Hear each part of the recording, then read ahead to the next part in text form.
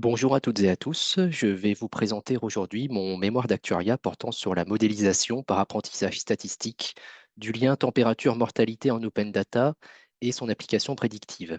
Ce mémoire a été réalisé au sein du cabinet Deloitte.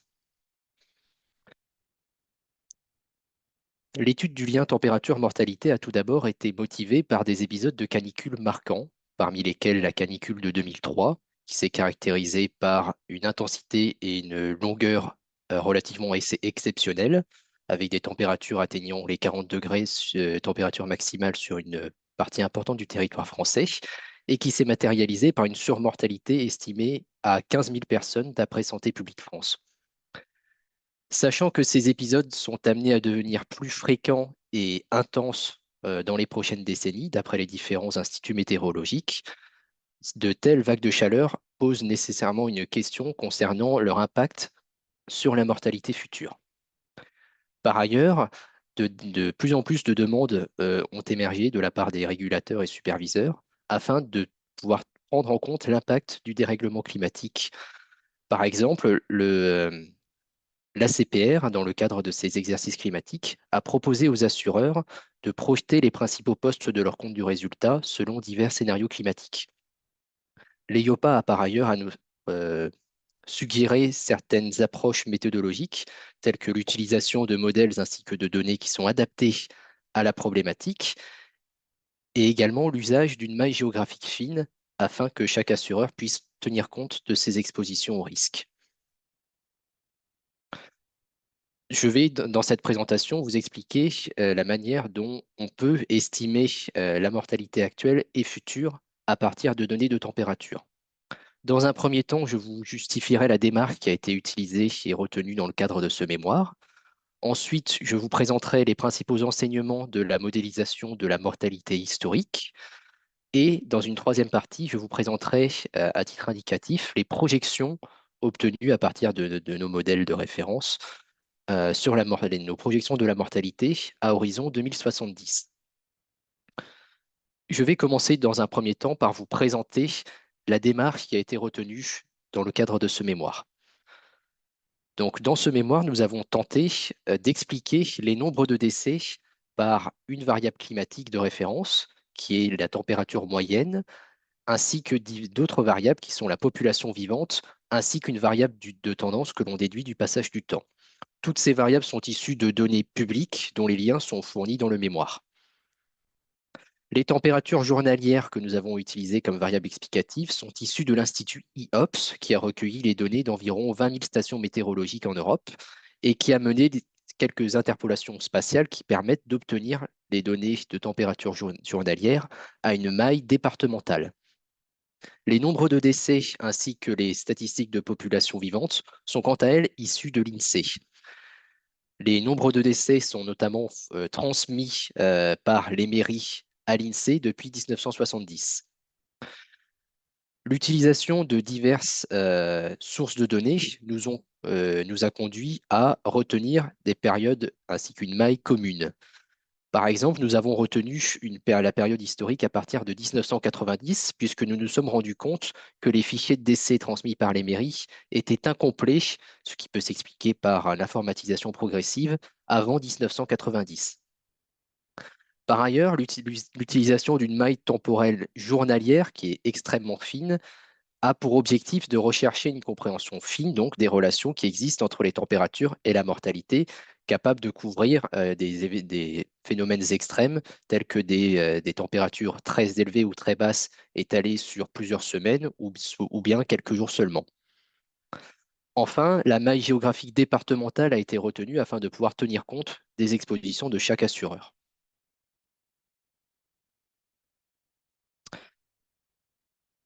L'étude de la mortalité sous le prisme des températures a également été justifiée par des éléments physiologiques. En effet, le corps humain va chercher en permanence à maintenir sa température interne autour de 36,8 degrés, ce qui va impliquer certains mécanismes internes inconscients lorsque cet objectif est mis à mal. Par exemple, lorsqu'il fait froid, des frissons et des contractions musculaires permettent de protéger le corps du froid et de le réchauffer.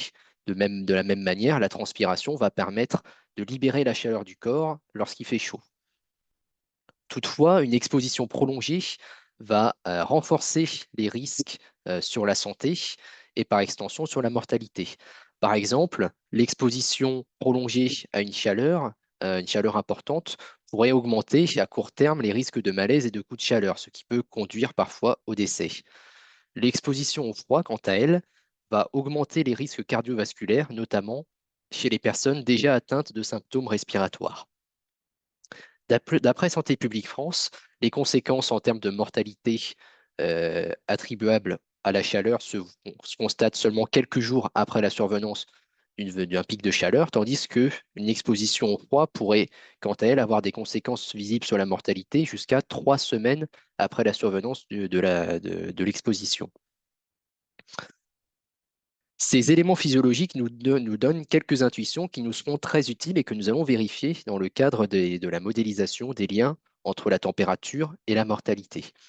Tout d'abord, il semblerait qu'il existe une relation en U et en V entre les températures et la mortalité du fait de l'existence d'un optimum thermique qui se déduit donc de l'objectif de maintien d'une température interne. Et cet optimum thermique va nous permettre de séparer les effets de la chaleur d'une part et du froid, d'autre part, sur la mortalité. Par ailleurs, la lecture de la littérature nous a suggéré la prise en compte séparée des effets de la chaleur d'une part et du froid d'autre part sur la mortalité, notamment le fait que les conséquences de la chaleur et du froid sur la mortalité seraient différenciées en termes de persistance dans le temps. Cela nous incite par ailleurs cela nous incite à utiliser des variables retardées, c'est-à-dire les températures moyennes journalières des jours précédents, afin de modéliser la mortalité à un jour J. Nous allons donc tenter de vérifier chacun de ces points dans l'analyse des relations historiques entre les températures et la mortalité que je vais vous présenter. Donc, dans un premier temps, je vous présenterai le cadre paramétrique qui a été retenu pour cette étude avant de comparer les différents modèles qui ont été donc implémentés dans le cadre de ce mémoire. Ensuite, je vous présenterai les enseignements que l'on a déduits d'une segmentation des relations température-mortalité par âge, sexe et zone climatique.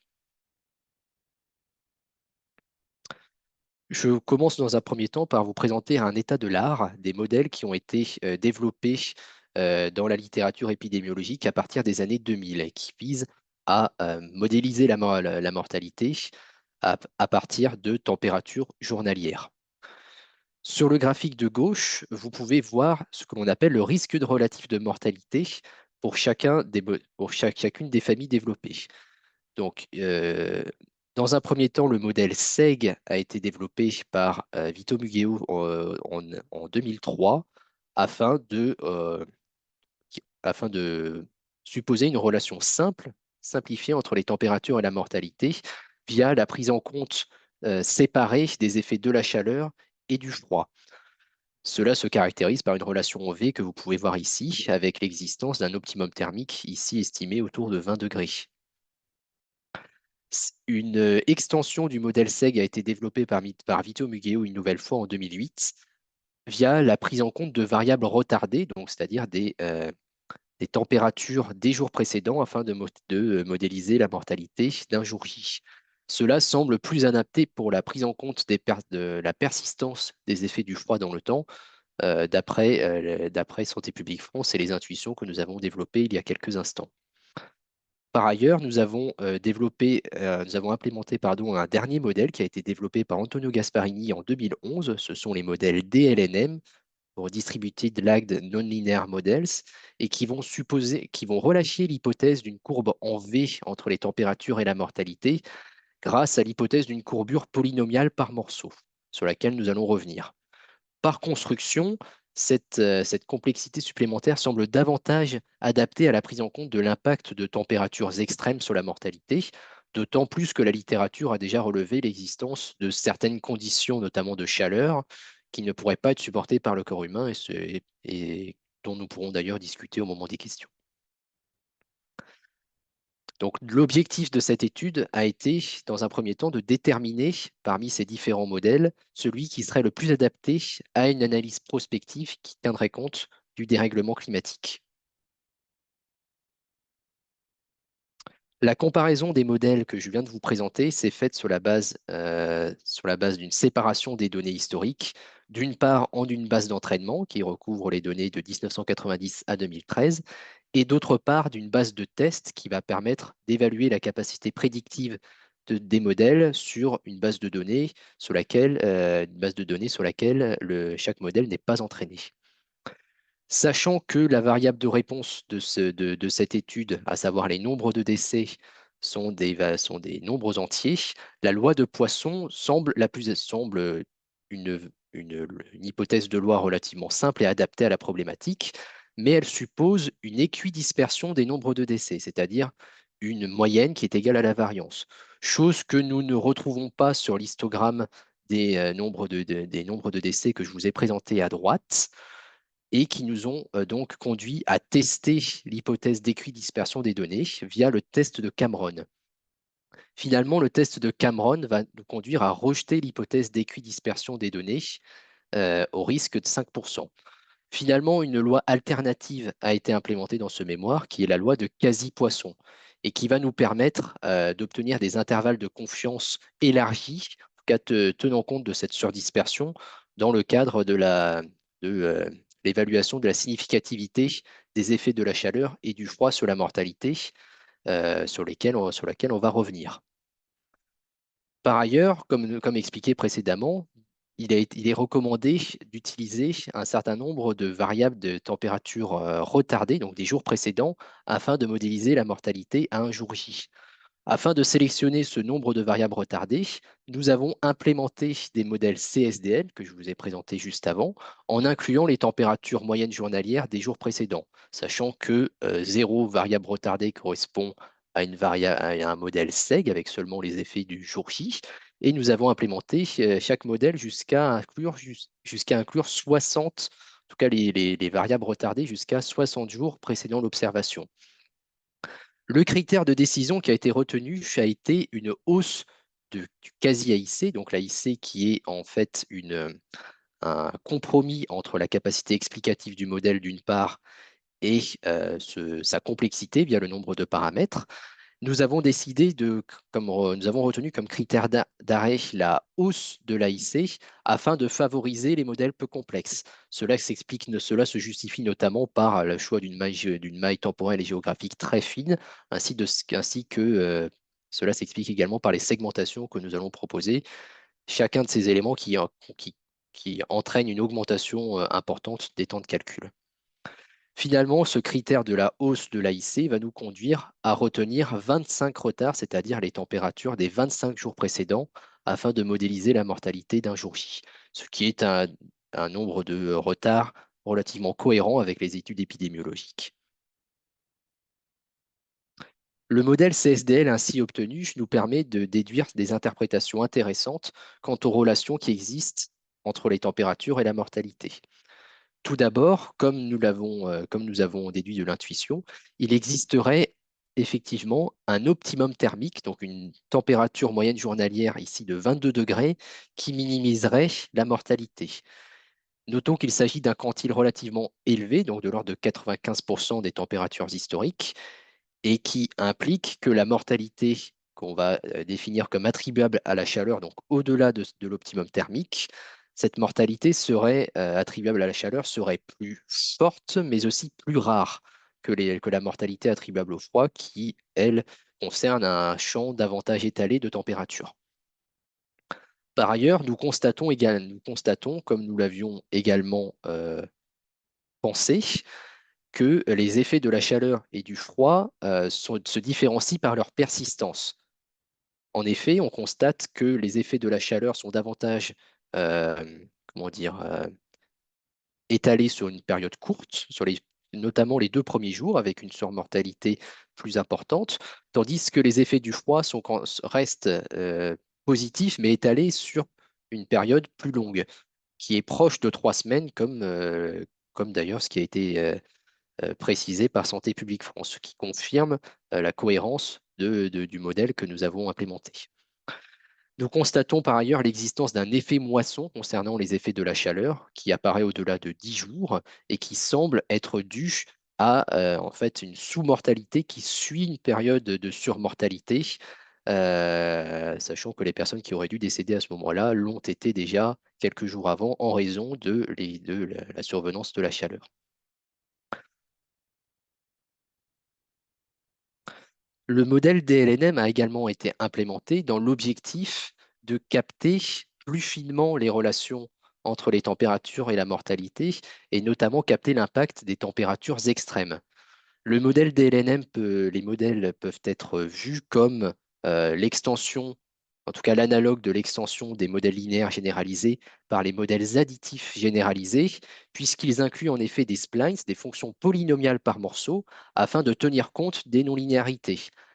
La spécificité des modèles DLNM est que les non-linéarités sont captées à la fois sur la courbure des relations entre les températures et la mortalité, que vous pouvez voir sur le graphique ci-dessous, sur lequel je vais revenir, mais également sur la courbure de la persistance des effets que je vous ai décrit dans la slide précédente. L'objectif est donc de pouvoir mieux prendre en compte l'impact des températures extrêmes, donc notamment des vagues de chaleur importantes, ainsi que des épisodes de froid intenses.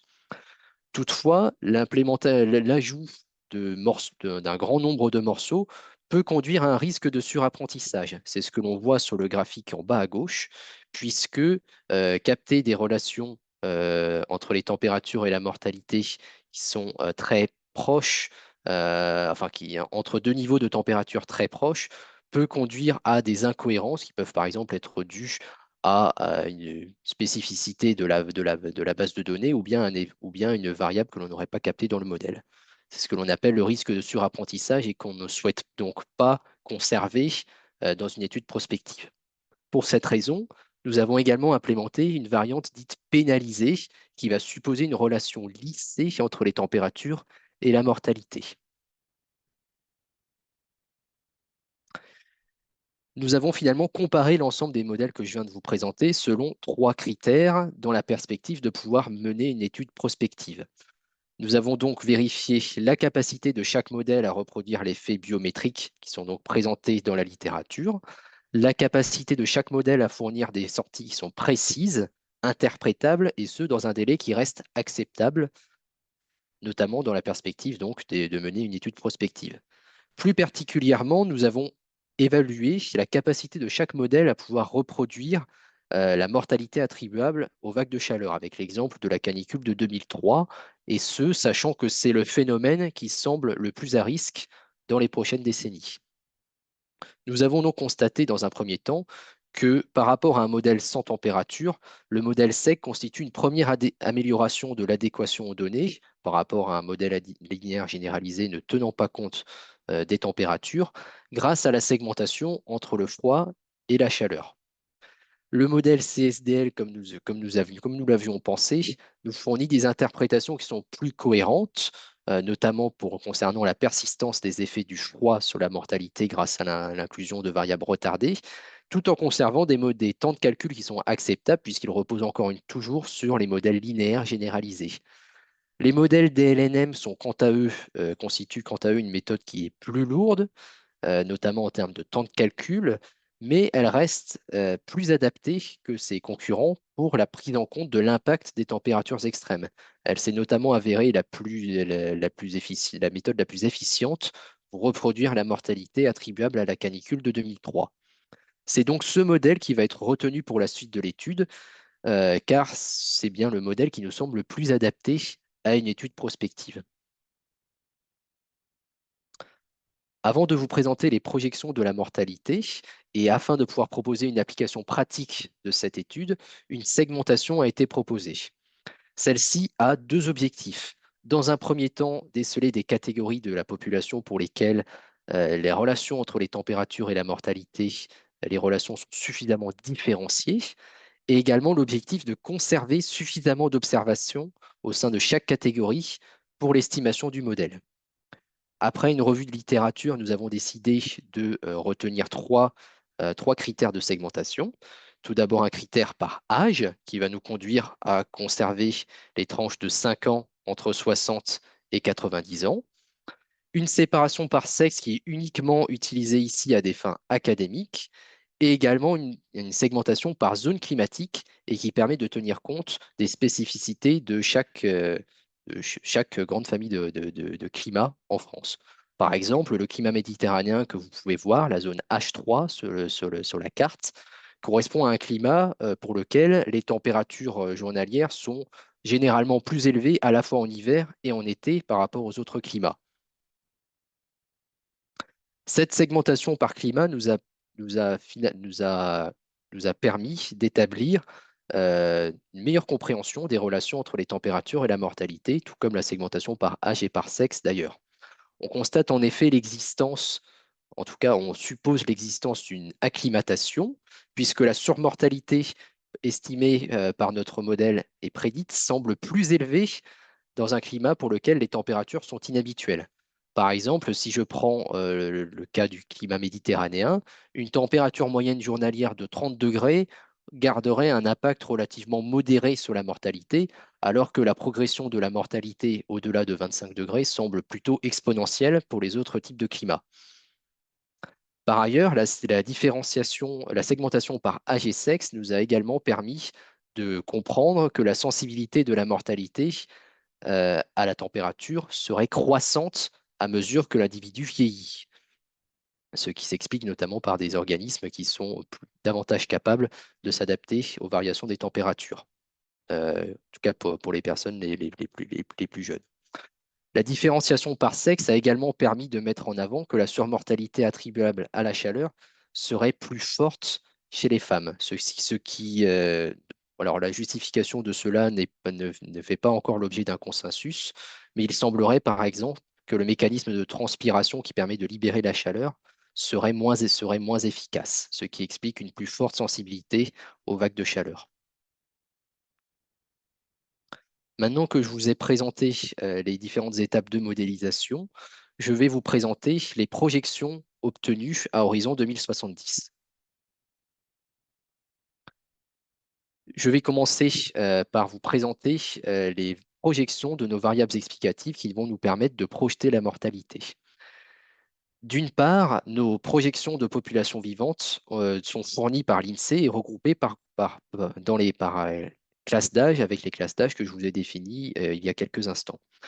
Ces projections représentent un scénario démographique central reprenant les tendances des dernières années.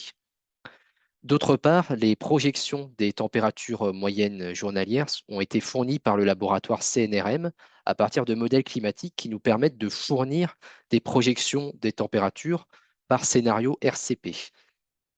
Les trois scénarios RCP les plus courants ont été retenus, donc les RCP 2.6, 4.5 et 8.5, et qui se différencient chacun par des trajectoires d'évolution des émissions de gaz à effet de serre différenciées.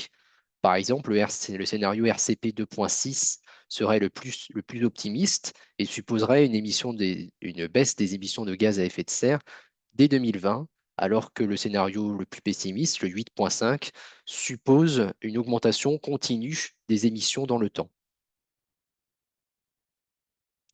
L'une des originalités de ce sujet est que les relations entre les températures et la mortalité ne sont pas fixes dans le temps et dans l'espace. En effet, la variation dans le temps existe du fait de l'adaptation des individus qui va se caractériser en pratique par différentes actions prises afin de diminuer la sensibilité des individus à la chaleur. Il peut s'agir notamment de plans de prévention tels que ceux qui ont été mis en place à la suite de la canicule de 2003, ou bien également des mesures telles que la végétalisation des espaces urbains. La variation des relations entre les températures et la mortalité dans l'espace constitue ce que l'on a appelé l'acclimatation, sachant que le corps humain en bonne santé peut parvenir à s'habituer aux températures de son climat au bout d'un certain temps. De ce fait, la méthodologie d'apprentissage statistique classique, qui consiste à simplement extrapoler les relations identifiées sur la base d'un jeu d'entraînement, ne nous a pas semblé complètement cohérente afin de prédire la mortalité à horizon 2070. Elle conduirait probablement à surestimer la mortalité. Toutefois, une question se pose alors, comment prévoir et implémenter les relations futures? Nous avons proposé de répondre à cette question via l'utilisation d'hypothèses qui sont relativement simples et basées sur une revue de la littérature épidémiologique. Bien que l'acclimatation n'ait pas été incluse ici, car elle semble trop incertaine entre les études, nous avons proposé d'inclure l'adaptation des individus via l'inclusion d'un seuil qui a été obtenu dans une étude en Italie au début du siècle, un seuil de 30% de diminution de la surmortalité attribuable à la chaleur à la suite de mesures d'adaptation, telles que des mesures de prévention notamment, euh, et que nous allons donc implémenter dans le cadre de cette étude prospective. L'avantage principal de la méthode que je vous propose, donc de modification de la surmortalité attribuable à la chaleur, est l'un des principaux avantages, pardon, et la simplicité et la flexibilité de cette méthode, sachant qu'elle peut être tout à fait adaptée afin de prendre en compte un seuil différent d'adaptation des individus. Ce seuil est supposé constant dans le temps, mais il aurait été possible de l'imaginer dépendant du temps, par exemple. Et il faut bien noter que cette méthodologie ne tient pas compte de l'acclimatation éventuelle des individus, ce qui reste un élément à noter lorsque l'on va analyser les projections de la mortalité à horizon 2070.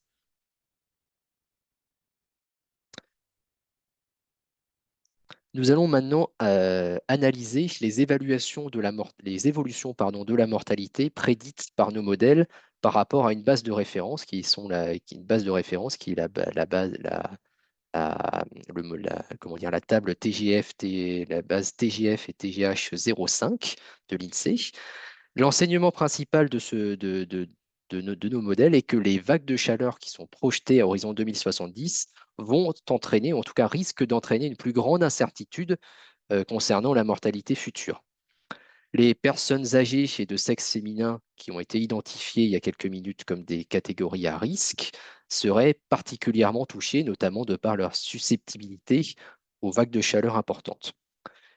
C'est notamment le cas en 2065 où les simulations des modèles climatiques conduiraient à observer des températures moyennes journalières parfois proches de 40 degrés et ce qui générerait, d'après les sorties de notre modèle, un risque de décès important à ce moment-là. La conséquence actuarielle serait, à horizon 50 ans, un risque notable d'importantes fuites de capitaux au titre des garanties, notamment versant des capitaux en cas de décès. De manière géographique, d'autre part, nous constatons que les taux de mortalité pourraient rester relativement homogènes à horizon 2070. Toutefois, nous notons, notamment sur l'année 2065, que des vagues de chaleur extrêmes pourraient causer occasionnellement d'importantes disparités géographiques d'ici la fin du siècle. Nous constatons sur l'année 2065 et d'après, encore une fois, les sorties, d'après les projections du modèle climatique, que l'Île-de-France pourrait être particulièrement touchée, au contraire de territoires côtiers et notamment méditerranéens, sachant que nous avons vu tout à l'heure que les territoires méditerranéens étaient moins touchés que les autres par les risques associés à des fortes chaleurs, sachant que le climat méditerranéen est plus familier de ces températures élevées.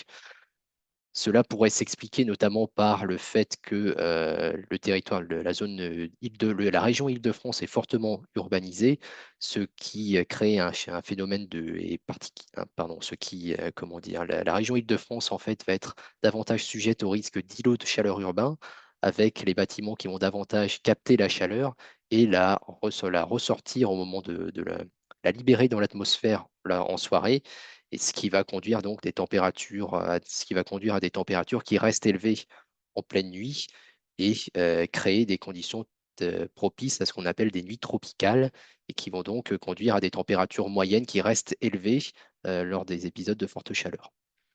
Il est important de noter que les résultats que je vous montre font l'objet de nombreuses incertitudes, puisque ces résultats sont sensibles à un grand nombre d'éléments, à la fois au modèle qui est retenu, au jeu de projection qui a été utilisé, à la variable de température retenue, ainsi qu'à l'évolution dans le temps des relations observées, sachant qu'il s'agit simplement d'utiliser des relations historiques entre 1990 et 2019, modulo un seuil d'adaptation qui a été fixé ici. Finalement, cette étude nous a montré, nous a nous a permis de justifier l'étude de la mortalité sous le prisme des températures, notamment en raison d'éléments physiologiques et l'objectif de maintien d'une température interne. Nous avons pu constater que le modèle DLNM permet de mieux intégrer les risques qui sont liés aux fortes chaleurs et aux épisodes de froid intense, de manière plus générale aux températures extrêmes. Cette étude a également permis d'identifier des catégories de la population à risque, à savoir notamment les individus de sexe féminin, les personnes âgées ainsi que les personnes habitant en zone urbaine et qui pourraient devenir des catégories à risque pour l'évolution des décès dans les prochaines décennies. Plusieurs applications de cette étude ont été présentées dans le mémoire, à savoir la tarification de produits d'assurance vie et santé prévoyance, ainsi que l'analyse de scénarios climatiques dans le cadre d'un ORSA climatique. Cette étude aurait également pu être approfondie via de plusieurs manières, notamment via la mise à jour des scénarios climatiques avec les SSP au lieu des RCP, donc les SSP qui sont des scénarios plus récents que les RCP, l'inclusion d'autres facteurs de mortalité projetables, sachant que nous avons dû nous passer, par exemple, de données de pollution ou bien de données relatives à la transmission de maladies vectorielles, sachant que nous n'avions pas de données historiques disponibles à une maille suffisamment fine, ainsi que de données de projection également disponibles à une maille fine. La segmentation optimale, la segmentation des relations entre les températures et la mortalité aurait également pu être optimisée ici. Et enfin, il aurait été intéressant de comprendre, de voir comment ce modèle aurait pu être inclus dans le cadre d'un modèle de Lee Carter afin de pouvoir mieux capter la structure par âge des relations entre les températures et la mortalité. Je vous remercie pour votre attention et je vous propose maintenant de passer aux questions. Je vais essayer d'y répondre au mieux.